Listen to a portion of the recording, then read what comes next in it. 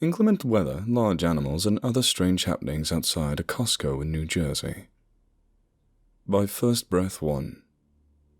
I think they're watching us. I think they're judging us. I think you could type away on that fucking cell phone all night, kid, and it won't do a lick of difference in the morning. There's nobody that can help us. There's nobody that can save us. This is God's doing. You should know that. A good Catholic kid like you, God gets his due. God always gets his due. Jake, from the seafood department. My friend Marcus tried to leave the store today. A 10-foot-tall bear trotted out of the woods and ate him alive. He left behind a wife and a family of 5. I don't know if anyone will be able to see this story. I don't know if anybody's listening anymore because I don't know if there's anyone still alive outside the store. I pray that's not the case. There are a few pessimists here that seem to insist otherwise, but I pray that they're wrong. I don't even know where to begin. Emily in Seasonal told me to start from the top. I know she was being sarcastic at the time, but still, I think her advice helped. So here we go. From the top. Saturday, January 12th, 2019, 10:30 a.m. Nobody knows how to rock an impending blizzard quite like the good people of New Jersey Shore. Panic pumps its way into our small beach towns quicker than taurine into a teenager. The chain reaction of anxiety is truly a spectacle in and of itself. Armchair weathermen pop up in your Facebook feed. Locals spread gossip at the favorite hotspots. Predictions of an inch of precipitation quickly morph into promises of 2 or 3 feet plus. The gas stations run out of gas. The coffee stores run out of coffee. The convenience stores run out of cigarettes. You get the idea. It's chaos. And there's no better place for anxiety to manifest than the grocery store. Hundreds of people piled into the town Costco that morning, and I unfortunately counted myself as one of them. The storm was due to arrive within the hour, but, well, I never prepared for these things. My apartment still needed food and water and most of the essentials.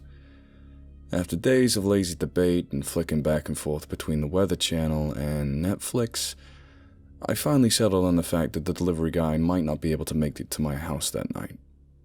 The first flakes of snow drifted through the sky as I pulled into the Costco parking lot.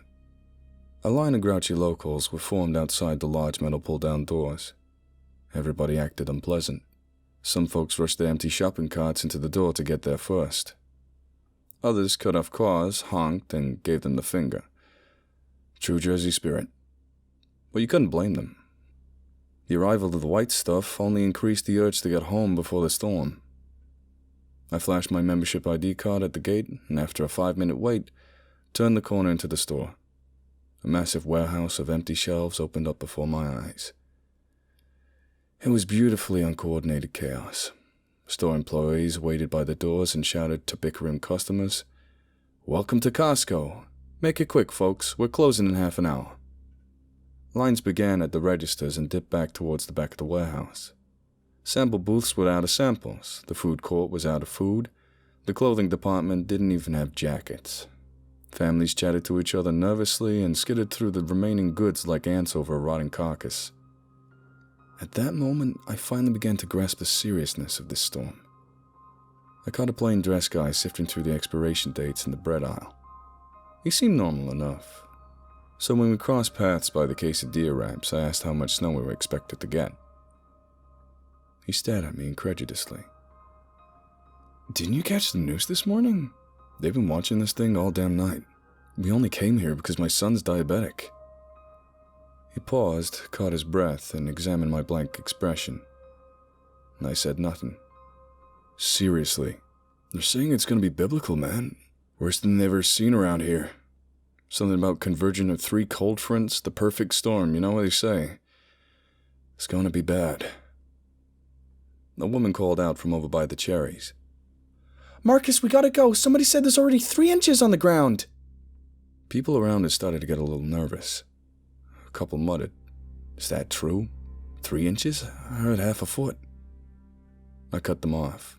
"Look, I just walked into the store. It can't be that bad. Nothing but flurries right now."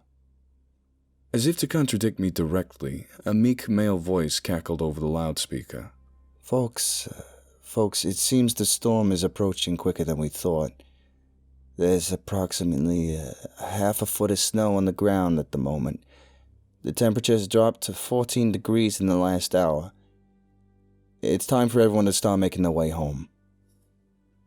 And all fragments of suburban nicety and decorum evaporated in seconds. A stampede began somewhere near the registers. People pushed their carts to the exits without even paying. The workers tried to hold them off, but dozens of families slipped through the cracks and sprinted out into the white wilderness behind them. The voices called out to each other like panicked victims of a horrible catastrophe.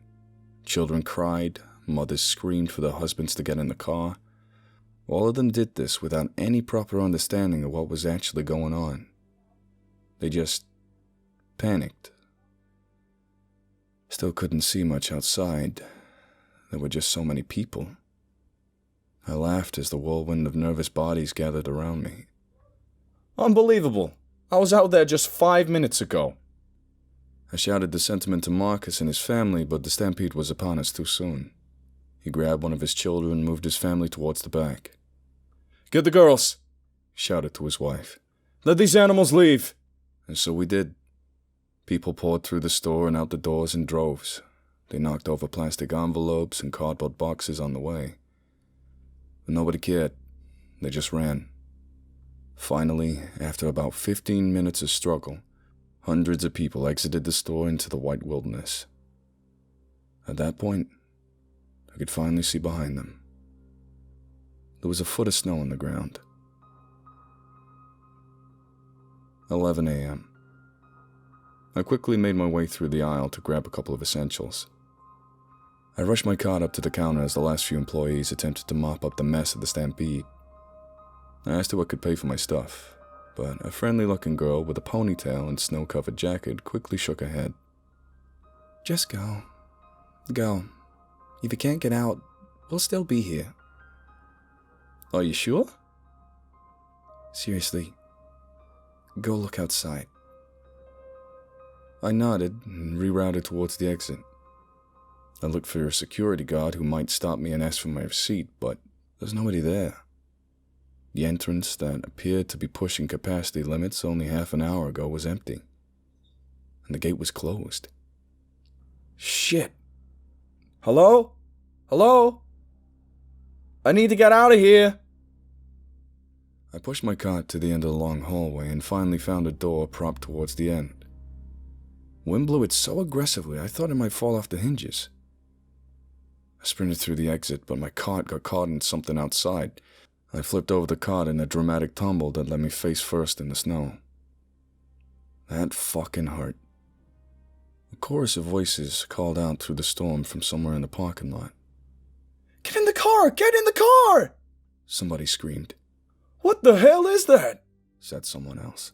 A flash of boxed yellow opened up between the unyielding sheets of drifting white. An older man ran towards the passenger door of the enveloped Ford and launched himself inside.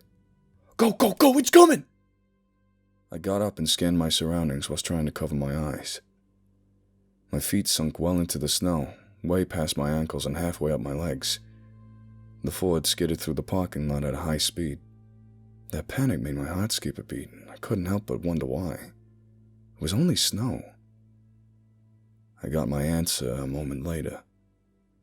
The family car drifted its way past a row of trees and way out of the parking lot. They skidded and nearly flipped a few times, and yet it looked like they might make it. But just as they stopped to yield and turn right, something leapt from the tops of the trees and onto their car. It looked a lot like a lion. The teeth were the only thing that distinguished its appearance. Even with the shitty visibility, I could see the beast's incisors stretched well past its chin. The animal slapped a massive paw against the windshield. Nothing happened, so it slapped a few more times. When it broke, I could hear the family scream again. It was all over in a matter of minutes. The animal took the mother first. The woman screamed for her husband to help her, but a massive claw cut through her neck, and the next sentence began indecipherable. The father launched himself through the glass to try and fight it back, but he soon met a similar fate. The creature took the children next. I tried not to watch their tiny little snow coats covered in blood. I tried to think about saving them, but they were hundreds of feet away now.